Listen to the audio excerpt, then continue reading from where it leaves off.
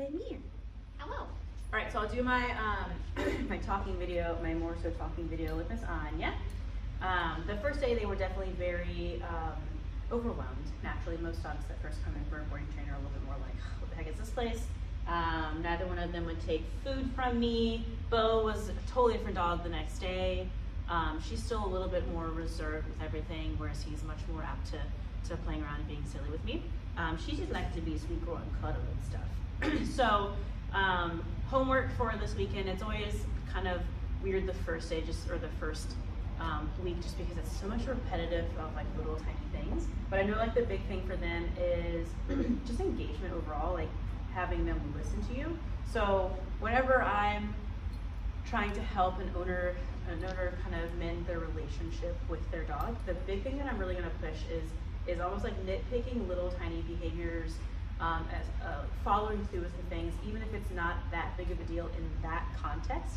I want to treat it the same as if it is the most important thing in the world, just for clarity's sake, right? Like I want them to understand like this is what this means no matter what, even if you don't have what they want in that moment, like there might be a competing motivator, blah, blah, blah. So we start with simple things in the home where there's not a lot of distractions and maybe they do really want what you have. And we want to work on behaviors and have that follow through and then just build from there by adding in light distractions and things like that. So that's what's going to be happening here. Right now I'm working on markers, reward words, engagement, and I'm going to start adding in their understanding of leash pressure and spatial pressure, and eventually it'll be e-collar pressure as we move down the line. So at home, what I want you to be doing is everything is going to be on leash. I always get a lot of pushback from that because the goal is to have freedom with your dog, but we want to be proactive and have control.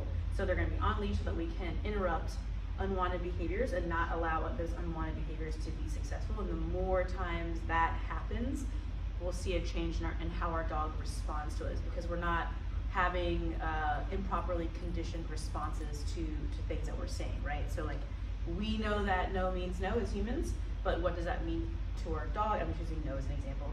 What does that mean to our dog if we say no and the behavior isn't, can you guys not in the background, and the behavior isn't changed or punished, then no doesn't mean how we intend for it to mean. So the marker that I'm going to have you guys play around with is the word yes. What yes means is, I like what you just did there. You can come take a reinforcer from me, a treat from me, a reward.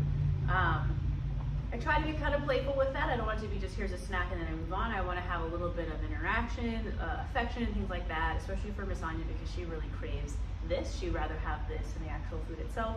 So I want the reward event to be fun for her. So we're just going to say her name, Anya. Yes. Yes, and then I offer the food. Good job, girl. Good job. And we're going to linger in that reward event so that it's worth her time for her engaging. So again, she's on leash. I'm not using the leash, Anya, unless I need to. Like right there, she kept walking. Good girl. Yes, I would. Because she didn't move right away, I'm not going to reward that with a treat. Anya. Yes. Yeah, good girl. Very nice. Good girl. So what yes does is it bridges the gap between the desired behavior and delivery of the food. So she knows, I mean, we already did this homework where I just was a yes and give her food.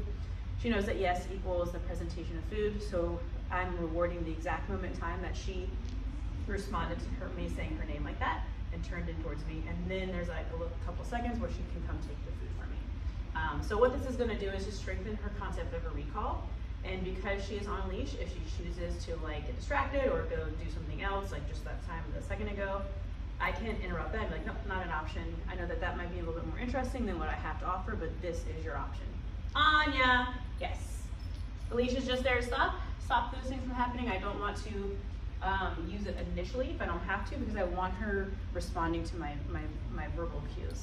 Hello, sit, go ahead. Another thing I'm doing with both of the kids is out.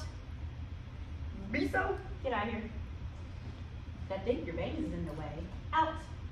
Where I just kind of step into their space as I say the word out and I toss food gently behind them so that they can move away from me to go get it. I'm trying to create a reflexive response to hearing out and moving away. And so that'll be something that I transfer to something away from me, so that if they're at the fence, we can say out and then move away from the fence. Hey, out. So I'll say out, have them move away. Anya, yes. So I create space by asking for that out. Out. Very good. Anya, yes. And then I can recall her back into my space. So just a way to get in a couple of reps. Practice at home should be short and sweet, maybe 5 minutes tops, so that we're not drilling them, and make it fun and have a good time with your pups. I know it doesn't seem like anything crazy right now, but that's what I want you guys working on. Anytime they get food, you should precede it with that yes marker, just so we get them responding reflexively to it. I want them to be like in a dead sleep and you say yes and then be like, food? Right? All right, Coral, good job. Oops, sorry, I'm dragging you.